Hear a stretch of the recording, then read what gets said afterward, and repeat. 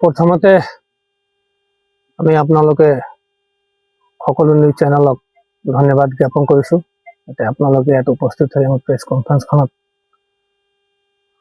আহিছে আৰু লগতে কাৰ্বি আংলঙত এটা যি বিষম পৰিস্থিতিৰ আমি কামনা কৰিছোঁ, তাৰ কাৰণে আমি দুখিত। আৰু যোৱা ৩-৪ দিনৰ পৰা যি আমাৰ ইয়াৰ কাৰ্বি আংলঙৰ ৱেষ্ট কাৰ্বি আংলঙৰ যি নাগৰিক আছে, তেওঁলোকে যিকোনো কমিউনিটিৰ মানুহ, তেওঁলোকে যি অশান্তি পাইছে, যি কষ্ট পাইছে, একেদিনত পুলিচ প্ৰশাসনৰ পৰা লৈ পেলাই চবে কষ্ট পাইছে ইয়াত। এইটো এটা মানে বহুত দুখৰ কথা। আৰু আমি আজি বহাৰ মূল উদ্দেশ্য হৈ গ'ল,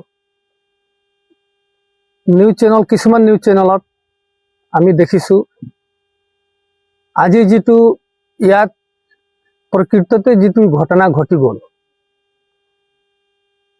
ইয়াৰ বাহিৰেও কিছুমান অপ্ৰিয়কৰ ঘটনাও ঘটিছে। যেনিবা আমাৰ মানুহবিলাক যিবিলাক প্ৰটেকশ্যনত ওলাইছিলে, তেওঁলোকে মানে কাৰ্বি গো বেক এনেকা জাতি ধৰ্মক এটা লৈ পেলাই মানে তেওঁলোকে যি হেৰি কৰিছে, Karbi go back, Karbi Chinese, তাৰ কাৰণে আমি দুখিত। আৰু আমি তাক এনেকা কাৰ্যকলাপক আমি তীব্ৰ ভাষাৰে গৰিহণা দিছোঁ। এইটো সুস্থ সমাজত কেতিয়াও মানে গ্ৰহণযোগ্য নহয়। কিন্তু তাৰ লগত আৰু এটা কথা, আমাৰ অসমৰ বিভিন্ন নিউজ চেনেলত আমি দেখিছোঁ বিভিন্ন দল সংগঠনে যি মন্তব্য কৰিছে, মই তেওঁলোকক আহ্বান কৰিম, তেওঁলোকক আমন্ত্ৰণ জনাম, তেওঁলোকে ঘটনাস্থলীত আহক, আহি পেলাই তদন্ত কৰক, আমিও তেওঁলোকক সহায় কৰিম একেলগত। তেতিয়া তেওঁলোকে সঁচা কি মিছা কি গম পাব, তাৰপিছত তেওঁলোকে মন্তব্য দিবলৈ ভাল হ'ব। এনে মন্তব্য দিয়াতকে, গুৱাহাটী বহি পেলাই ক'ৰবাত বহি পেলাই মন্তব্য দিয়াতকে ইয়াত সৰজমিনত আহা তেওঁ আমি বিচাৰোঁ, তেওঁলোকক আমি সহযোগ কৰিম। এইটো ঘটনা একচুৱেলি আমাৰ লগত যিটো ঘটিছে, এইটো আমাৰ লগত কোনো কাজিয়াই নাই। তেওঁলোকে 9 তাৰিখৰ পৰা তাত বহি আছে অনশনত। আমাৰ মানুহৰ লগত কোনো আৱেগ নাই, কোনো কাজিয়া নাই, কোনো অহা যোৱা নাই। তাৰপিছত গৈ আহি পুলিচে তেওঁলোকক মেডিকেলৰ কাৰণে লৈ গ'ল। লৈ যোৱাৰ পিছত তেওঁলোকক মানে এটা আৱেগিক মানে আন্দোলন স্বৰূপ ধৰি ল'লে। এই আন্দোলনটোৱে হৈ আমাৰ নদী সিপাৰত আহিছে। নদী সিপাৰত আহি আমাৰ ওচৰতে, নদীৰ ওচৰতে আমাৰ নেপালী গাঁও আছে, তাত নেপালী মানুহ আছে, বেংগলী মানুহ আছে, বিশেষকৈ নেপালী মেজৰিটি এৰিয়া এইটো নেপালী গাঁও। বিহাৰী মানুহ আছে, নেপালী মানুহ আছে, অসমীয়া মানুহ আছে, তাৰপিছত আৰু বেলেগ ধৰণৰ আদিবাসী মানুহ আছে, মানে চব জাতি জনগোষ্ঠীৰ মানুহ আছে। আহি পেলাই তেওঁলোকে তাত আক্ৰমণ কৰাত এইটো মানে পৰিস্থিতিটো উত্তপ্ত হৈ পৰে। তাৰপিছত পুলিচে আকৌ তেওঁলোকক খেদি পঠিয়ায়। অলপ পিছত আকৌ তেওঁলোকে 3-4টা বজাত থানাৰ ওচৰলৈকে আহি পেলাই মানে উৎপাত কৰে। উৎপাত কৰাৰ লগতে তেওঁলোকে মানে ঘৰ চল জ্বলোৱা, ভাঙা, লাঠি কিবা কিবি অস্ত্ৰ লৈ পেলাই ভাঙি দিয়া, জ্বলাই দিয়া, কিবা কিবি বহুত কৰে। তাৰপিছত পুলিচে আকৌ তেওঁলোকক টানি লৈ যায়। এইবিলাক হোৱাৰ পিছত আমাৰ মানুহবিলাকো আৱেগত নিজৰ প্ৰটেকশ্যনৰ কাৰণে ওলাই যায়। ওলাই যোৱাৰ পিছত পুলিচে মাজত দুজনকো ৰখাইছে, এইটো পাৰ্টিক সিপাৰত, এইটো পাৰ্টিক সিপাৰত, দুইপাৰে ৰখাইছে। পুলিচে কণ্ট্ৰল কৰাৰ চেষ্টা কৰিছে।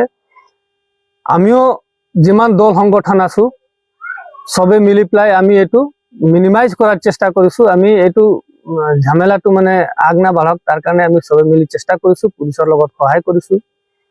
যি হ'ব নালাগিছিলে, আমি পৰিকল্পনাও কৰা নাই, ভাবা নাই, এইটো ঘটনা হৈ গ'ল, তাৰ কাৰণে দুখিত।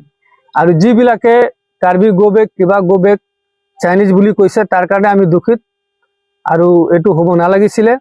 তেওঁলোকৰ ওপৰত বিবিধ ব্যৱস্থা লোৱা হ'ব।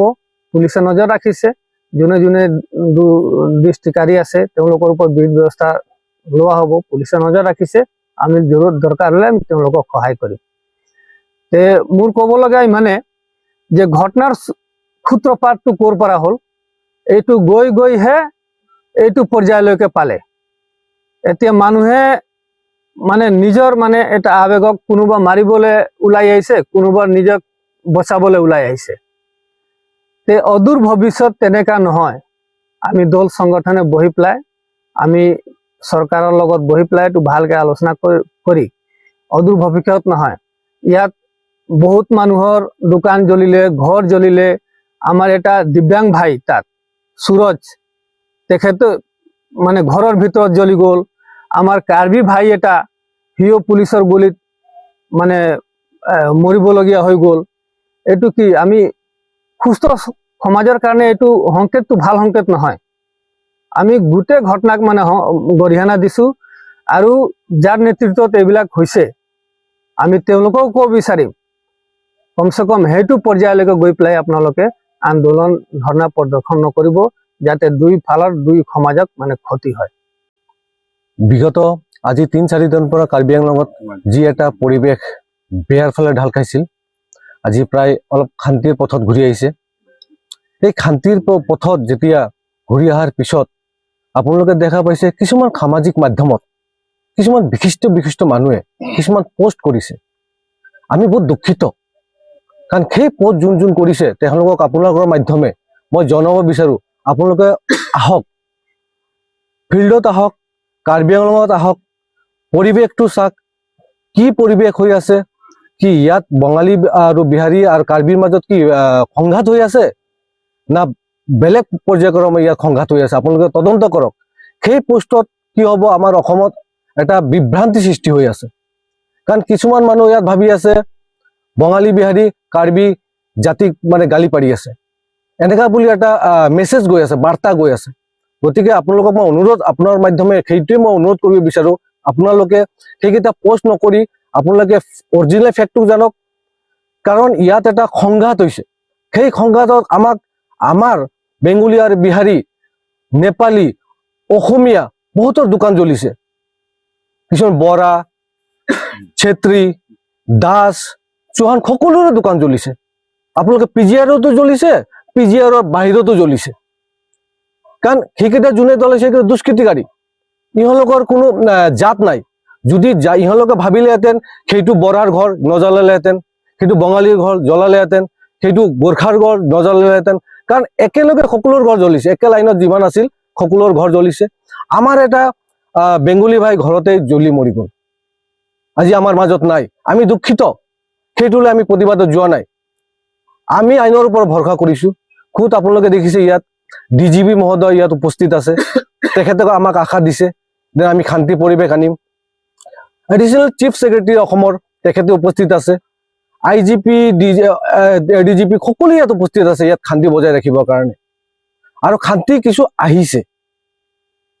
কিন্তু এই পোষ্ট কেইটাক মই অনুৰোধ কৰিব বিচাৰো আপোনাক, যাতে আপোনালোকে এনেকুৱা পোষ্ট নকৰিব, আমাৰ মাজত বিভ্ৰান্তিৰ সৃষ্টি নকৰিব, আমাৰ মাজত মানে সংঘাতৰ আৰু এটা পৰ্যায়ত লৈ যাব আপোনালোকে নিৰ্বিচাৰ কাৰণে মই হাত জোৰ কৰি সকলোকে মই অনুৰোধ কৰিছো, আপোনালোকে সেইকেইটা পোষ্ট নকৰিব। সেই পোষ্টৰ ফলত কিজানি আৰু এটা ডাঙৰ সংঘাতৰ সৃষ্টি হ'ব পাৰে। কাৰণ ইয়াত কাৰ্বি আংলঙত দেখি আছে এটা বঙালী বিহাৰী, বঙালী, কাৰ্বি বিহাৰী এনেকা এটা সংঘাতৰ ভিতৰত চলি আছে। কাৰণ ইয়াত এটা ষড়যন্ত্ৰ চলাই আছে। মই ক'ব বিচাৰো নাই গোটেই কাৰ্বি সমাজ এইটো জড়িত আছে, মই ক'ব বিচাৰো নাই বিহাৰী সমাজ সকলো ইয়াত জড়িত আছে। কিছুমান ব্যক্তি দুষ্কৃতিকাৰী বুলি ক'ব বিচাৰো, কিছুমান ব্যক্তিৰ উত্তেজিত ফলত আজি এই ঘটনাটো ইমানলৈকে গৈ পাইছে। এটা আন্দোলন হৈছিল, পিচফুলি এটা আন্দোলন কৰিছিল, আমি তাক সমৰ্থন জনাইছো, কিন্তু সেই আন্দোলনৰ পিছত ইমান এটা ডাঙৰ ঘটনা ঘটিব আমি ভবা নাছিলো। গতিকে সেইটোক মই কণ্ডেম কৰিছো, যাতে এনেকা ভৱিষ্যতে হ'ব নালাগে। পিচফুলি আন্দোলন কৰক, আমি সহযোগিতা কৰিম। PGRত এটা আইনী প্ৰক্ৰিয়া চলি আছে, সুপ্ৰিম কোৰ্টৰ প্ৰক্ৰিয়া চলি আছে।